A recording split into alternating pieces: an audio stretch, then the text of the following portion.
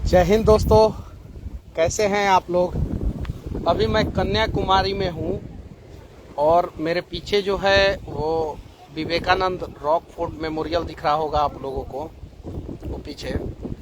और ये भारत का सबसे आखिरी सीमा है और यहाँ से समंदर शुरू होता है। जहाँ पे मैं हूँ वहाँ से समंदर शुरू है, आप देख सकते हैं। पीछे जो है पूरा समंदर ही समंदर है पूरा, और इसके बाद कोई भूभाग्य नहीं है। समुद्री सीमा शुरू होता है। बहुत आनंद आ रहा है। अभी लगभग 6:30 हो रहा है। इतना खूबसूरत हवा चल रहा है यहाँ पे, इतना सही जगह है। मतलब कि मैं सिर्फ और सिर्फ एक दिन के लिए आया था। मेरा कश्मीर से कन्याकुमारी तक का ट्रिप था। मैं सिर्फ और सिर्फ एक दिन के लिए आया था, लेकिन मैं आज रुक गया यहाँ पे। अब हम लोग रामेश्वरम के लिए निकलेंगे कल। प्रकृति के गोद में भारत भूमि था। एक तरफ से पूरा समंदर था और दूसरे तरफ से हिमालय था। और प्रकृति के गोद में जब हम आते हैं ना तो आनंद आता है। आप सभी को भी प्रकृति को बचाने का प्रयास करना चाहिए। यहाँ से बस इतना ही संदेश देना चाहता हूँ। देखिए, पहाड़ पे मैं सोया हूँ और कंफर्टेबल हूँ। ऐसा नहीं है पत्थर पे मैं सोया हूँ, और ऐसा नहीं है कि मैं अनकंफर्टेबल हूँ। पूरा कंफर्टेबल हूँ मैं, पूरा, और अच्छे ढंग से। कहीं तो हमारे पूर्वज इसी पहाड़ और इसी पत्थरों के बीच में रहा करते थे, और हमने पहाड़ों के साथ क्या किया, पत्थरों के साथ क्या किया, पेड़ों के साथ क्या किया, प्रकृति के साथ क्या किया। मुझे आनंद आ रहा है यहाँ पे।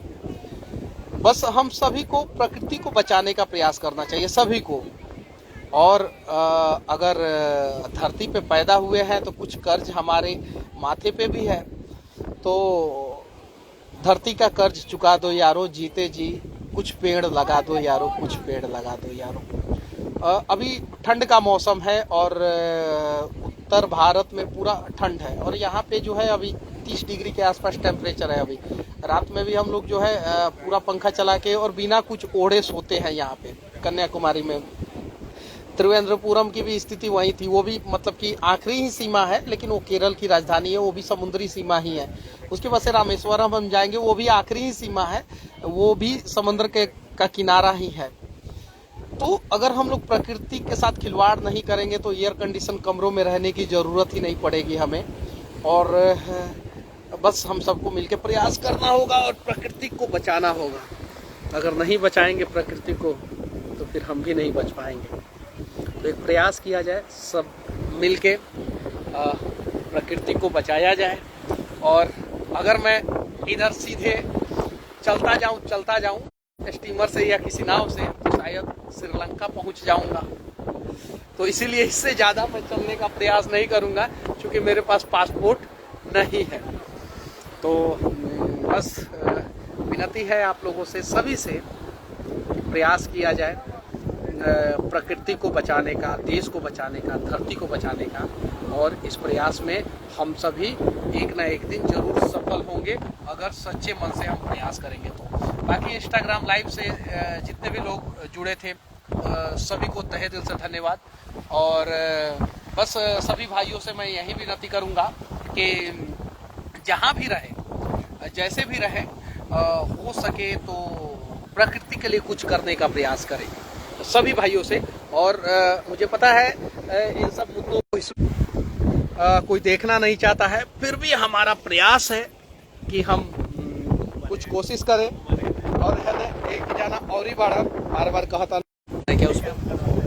ये रजनीश है मेरे साथ, जो शुरू से ही, जब से सफ़र हमारा शुरुआत हुआ था तब से रजनीश, आदित्य और मनी जी, ये 3 लोग शुरुआत जो सफ़र हुआ था तब से हैं लोग।